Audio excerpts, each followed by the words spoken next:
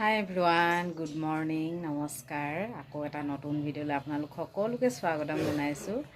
আৰু এতিয়া বাজিছে 11টা বাজিব হ'ল আৰু মই যাব ওলাইছোঁ কম্পিউটাৰ ক্লাছ। মই আহি পাই আপোনালোকক জনাম বাৰু। কম্পিউটাৰ কোৰ্চ এটা কৰি আছোঁ, এমাহমান হৈ গ'ল। তাকে ভাবিছোঁ 6 মাহৰ প্ৰথমত কৰি লওঁ, তাৰপাছত এবছৰীয়া বা 14 মাহৰ কৰিম নেকি বুলি। তাকে এতিয়া প্ৰথমে আমি কম্পিউটাৰ ক্লাছত গৈ লওঁ ব'লক। বহুত আজি হ'ল জানৰ ঢুকুৱা বাৰ, আজি শুক্ৰবাৰৰ দিনাখনে জান ঢুকাইছিলে। তাকে ঘৰ দুৱাৰ মুচি, ঘৰনো কি আৰু আমাৰ ভঙা চিঙাই হৈ আছে গোটেই। ঘৰ দুৱাৰ মুচি লৈ গোঁসাই ঘৰ চাকি দি আকৌ মই অকল হৰলিক্স অকণমান খাইছোঁ। আজিৰ দিনটোত মই বইল খাওঁ।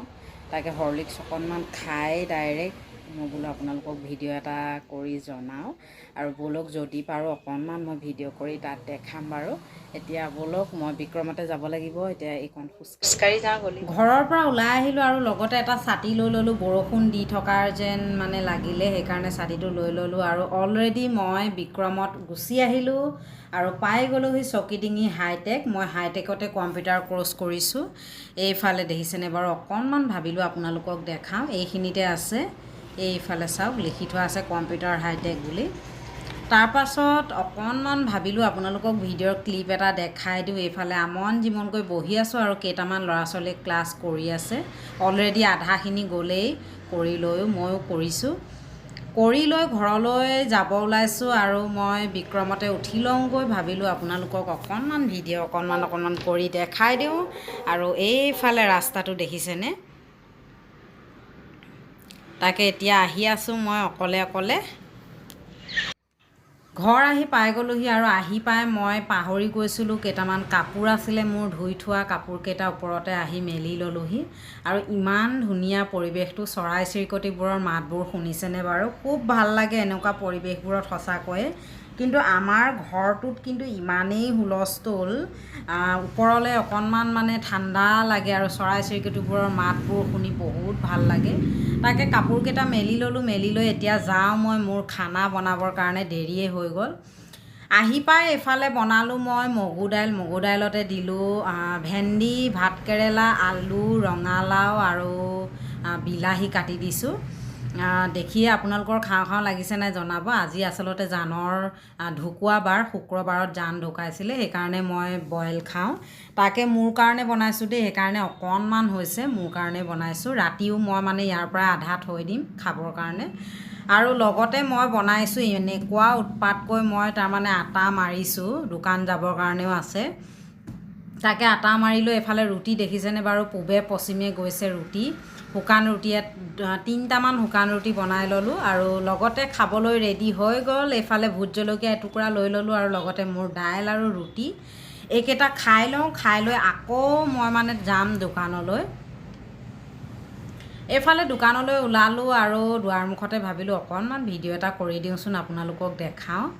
এইফালে দেখিছেনে বাৰু, বহুত দিনৰ মূৰত ভিডিঅ' কৰিছোঁ, সেইকাৰণে অসজা লাগিছে। আৰু ব'লক এতিয়া গৈ থাকোঁ দোকানলৈ। ঘৰৰ পৰা দোকানলৈ আৰু আহি পাই মোৰ এইফালে চাদৰ মেখেলা এযোৰ চিলাব লগা আছে আৰু সেইফালে এইখিনিমান অৰ্ডাৰ চাদৰ মেখেলা ইয়াতে লৈ ইয়াতো চিলোৱাও হয় বাৰু। তাকে চাদৰ মেখেলা চিলাব লগা আছে, ভাবিলোঁ আপোনালোকক ভিডিঅ'টো কৰি মই জনাই দিওঁ।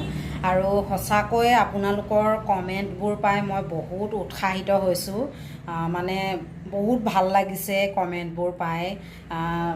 কিছুমান মোৰ নিজৰ চিনাকিও আছে আৰু কিছুমান অচিনাকিও আছে, আৰু তেওঁলোকলৈ সঁচাকৈ অশেষ ধন্যবাদ জনাইছোঁ মোৰ ফালৰ পৰা। আপোনালোকে যে অকণমান টাইম উলিয়াই মোক এটা কমেণ্ট কৰি উৎসাহ জনাইছে তাৰ কাৰণে।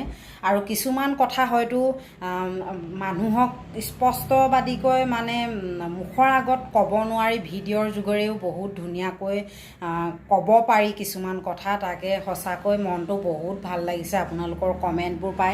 ইউটিউবতে হওক বা ফেচবুকতে হওক, কমেণ্টবোৰ পাই সঁচাকৈ বহুত ভাল লাগিছে। আপোনালোকক বুজাব নোৱাৰোঁ মই, মনটো কিবা এটা হালকা লাগিছে।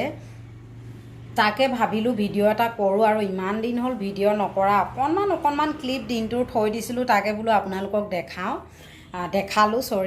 তাকে এতিয়া আকৌ আছে এইফালে চাদৰ মেখেলা চিলাবলৈ, চিলাই লওঁ। আৰু আপোনালোকে এনেকৈ মোক ছাপোৰ্ট কৰি গৈ থাকিব। আৰু কিনো ক'ম, মই কম্পিউটাৰ কোৰ্চ দিনত কৰিব গৈছিলোঁ, তাকে ভাবিলোঁ আপোনালোককো অকণমান দেখাই দিওঁ। আচলতে ছমহীয়া কোৰ্চ বুলি কৈ মই কৰিছোঁ, কিন্তু যদি পাৰোঁ মই 14 মাহৰো কৰিম তাকে, কাৰণ মোৰ এবছৰ নোহোৱালৈকে মই ক'তো যাব পাৰিলেও থাকিব নাপায়। সেইকাৰণে ভাবিলোঁ কি এবছৰ দিন মই কম্পিউটাৰ কোৰ্চকে কৰিম। যিকোনো কাম এটাত সোমাই যাব পাৰিলে মোৰ চিন্তা নাই। দেহাৰ কাৰণেই পৃথিৱীখনত জীয়াই থাকিব লাগিব, জীয়াই থাকিব মন নগ'লেও জীয়াই থাকিব লাগিব। তাৰমানে এতিয়া সেইটো বুজি পাইছোঁ। আৰু নিজৰ ভৰিৰ ওপৰত নিজে থিয় নহ'লেও কোনো কাম নাই আজিৰ দিনত। বেলেগৰ আশাত থাকিব কেতিয়াও নোৱাৰি। আগতে মানুহজন আছিলে সেইটো বেলেগ কথা আছিলে, এতিয়া আৰু সেইবোৰ আশা কৰিও লাভ নাই। মই নকওঁ যে মোৰ ফেমিলিৰ মানুহে বা কোনো মোক নাচাব, কিন্তু নিজৰ ভৰিত যেতিয়া নিজে থিয় হ'ম তেতিয়া মই কাৰো হাতত মানে হাত পাতিব লগা নহয়। সেইটোৱে মই বিচাৰোঁ। কাৰণ ক'বলৈ গ'লে পঢ়া শুনা ছোৱালী হয় যেতিয়া আমি কেলেনো নিজৰ ভৰিত নিজে থিয় হ'ব নোৱাৰিম, সেইটো মনত মই ভাবোঁ। সেইকাৰণে ভাবোঁ কি যিকেইদিন জীয়াই থাকোঁ, দেহাৰ কাৰণেতো জীয়াই থাকিবই লাগিব। আৰু যিকেইদিন জীয়াই থাকোঁ নিজেই কিবা এটা কৰিম, দেহাৰ কাৰণেই কিবা এটা কৰিম, নিজৰ ভৰিত নিজে থিয় হ'ম, তেনেকৈয়ে জীয়াই থাকিব লাগিব জীৱনটোত। তাকে আৰুনো কি ক'ম, এতিয়া মোৰ ইমানেই কাম আছে, কামবোৰ কৰি লওঁ আৰু নতুন এটা ভিডিঅ'ৰ সৈতে আকৌ আহিম। আজিলৈ বাই বাই সকলোকে।